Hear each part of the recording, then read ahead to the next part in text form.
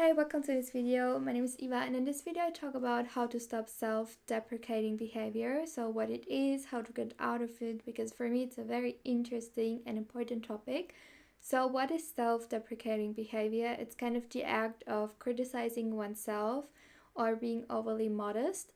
So some examples would be that you put yourself down, or when someone gives you a compliment, you just say like, "Oh no, it's not that." Like if someone says to you, "Wow, you're really beautiful," then you say, "No, I'm really ugly. I have a bad hair day." Or if someone says, "Wow, you did a great job with that project or with that certain work that you did," and you say, "Yeah, no, everyone could have done it. I could have done it better."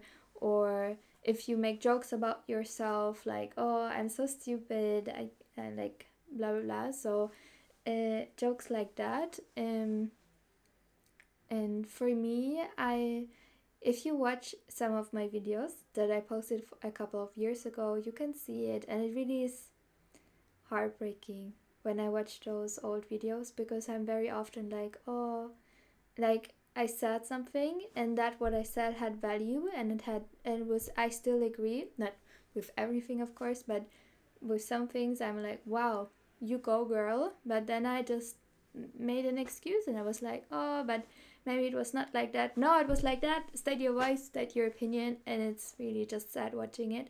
So this is something that I want to change, to improve kind of the way that I talk with myself and about myself. And yeah, and it's very very important to understand also where this is coming from, what the reasons for self-deprecating behavior is, so that you can actually change it. Because like real change usually only often comes when we understand the roots for it. So first of all, trauma. So if you have been maybe in a relationship with like a narcissistic person, narcissistic people, they just have that unconscious need that they need to put other people down in order to feel better about themselves.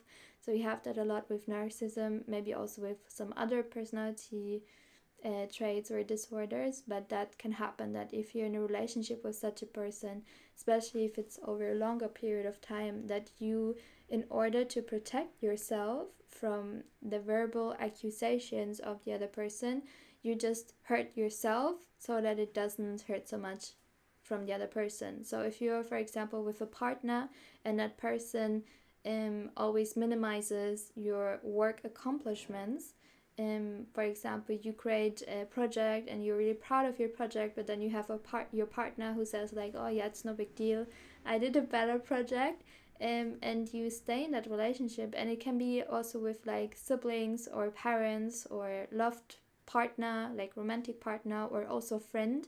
But if you stay in that relationship over time, what will most likely happen is that in order to protect yourself so that it doesn't hurt so much when the other person puts you down, you put yourself down first, and you say things like, and like the next time that you see that partner or person, you say, "Oh yeah, I did a project, but it was not that good." Like you, so that it doesn't hurt so much anymore when the other person puts you down. So that could be a huge reason for that behavior, for that learned behavior. But it's also really really important to realize this is a learned behavior, and it's something that we can break. And also, this is my personal perception, just how I kind of look at people and look at society. And I feel like this is a topic that also affects a lot of women, because maybe it's just how we were raised. But I feel very often that many men, they don't have it so much. They are a little bit more, okay, I will just go for it. And maybe just how we were raised, women are a little bit more apologetic, you know, and they're a little bit more, even if they have the same qualifications or the same smarts as the same man, they're still a little bit more thinking if they should really do it, and a little bit more doubting. So this is just my personal perception. But yeah, you can maybe, if you want, you can write me an email and state your opinion on that, on my opinion, and we can maybe discuss it. But for me, that's just something that I've realized, and why it's maybe also so important for me to talk about it, because I'm all for like women rights and women empowerment. So yeah, that's just something that I noticed for myself, but I'm open for a discussion.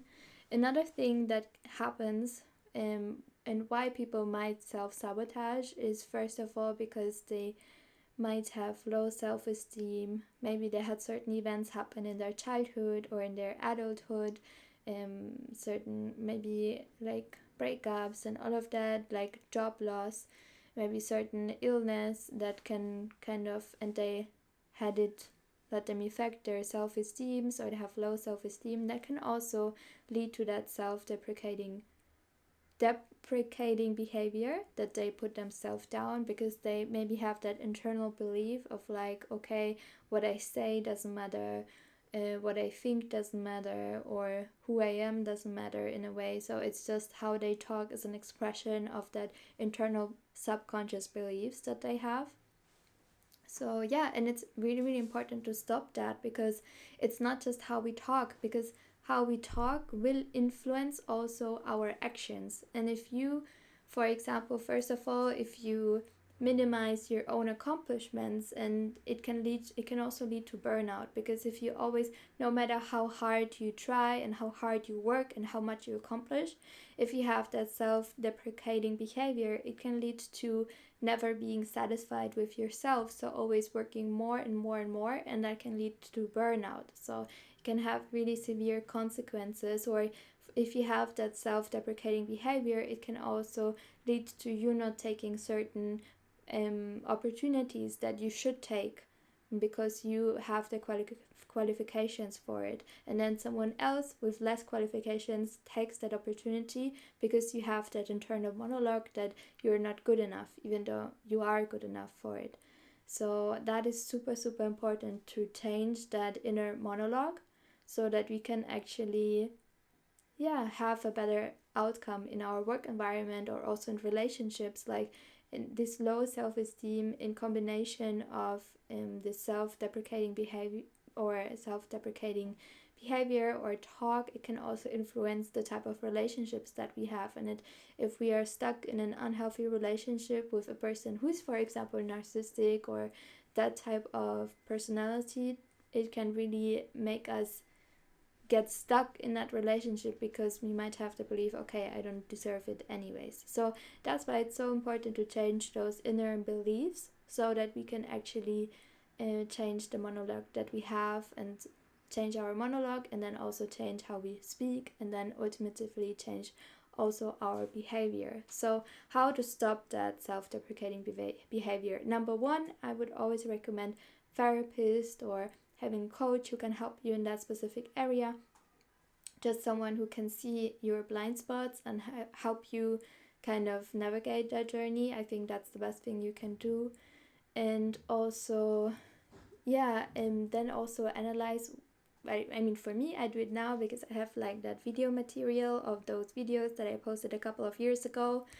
It breaks my heart, but I can watch it and I can see like, okay, and also the videos that I post now, and whenever I make apologies, even though I should not make apologies, because um yeah, because I have an opinion and I can state that opinion. Or if I make those little self-deprecating jokes or whatever it is, now I can re-watch this video material and I can kind of become aware of it. So it's really a journey of becoming aware when you do it, and then also doing a challenge, because in the end it is a learned behavior and we can unlearn behavior. And in the beginning it's hard, because change is always hard, but step by step we can really change that inner monologue and change those behavioral patterns. And something that we can do is, for example, a 30-day challenge. So every day you say, okay, I will listen to this monologue that I have and how I speak to myself,